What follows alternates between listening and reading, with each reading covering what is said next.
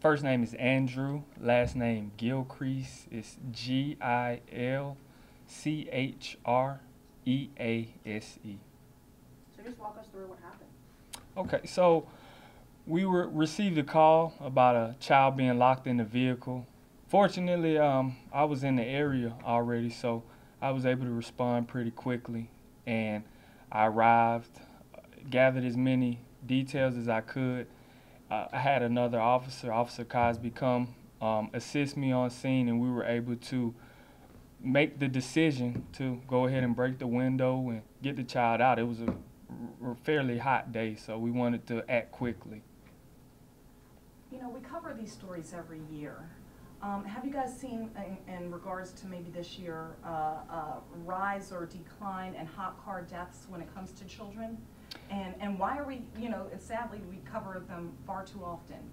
Yeah, I agree. I agree. In this situation, it was definitely accidental from just my discussion with the grandmother, Miss Cosby. However, it is becoming an issue with drivers just not being as attentive with their passengers. But I believe that it's a problem that can be addressed with us just bringing awareness to parents with their children. Thank God you were in this, you know, you were in the area when it happened, but talk about the timing of getting to that child at the time you did. Right. Well, you know, there was some good luck that came into play with that. So I was just fortunate to be in a position to help someone that was in need. How old was the baby? She was a 1 year old. She's a 1 year old baby. She was with her grandmother. And how hot was it in that car? Did you guys ever get a reading? Well, on my windshield, it was the temp was about 80 degrees Fahrenheit. So inside, obviously, with the doors closed and the windows up, it was a tad bit hotter than that. And how long did this rescue take from the time that you got there to the time that the baby was pulled out? It took approximately a minute and a half, maybe 2 minutes altogether. So the grandmother realized within a minute of locking the keys in the car that her granddaughter was in the car and the doors were locked. So she called within a minute, and then it took about a minute and a minute and a half for me to respond, and then we were able to get her out within another minute. So she realized immediately that she had locked her keys in with the child. Was she intending to take the child out, and then somehow the keys happened to be in there, and it was just a... Well, that's absolutely right. Well, she realized as soon as she had just placed her granddaughter in the car. They had just gotten done doing some grocery shopping, and she was loading groceries into the car as well as trying to place her granddaughter in the rear child seat. And as she was doing those things, her keys fell onto the seat, and somehow her doors became locked. And she realized it immediately, felt terrible about it, of course, you know, and asked for emergency services. We're covering a good story, but, you know, these situations, sometimes we're not seeing kids as fortunate.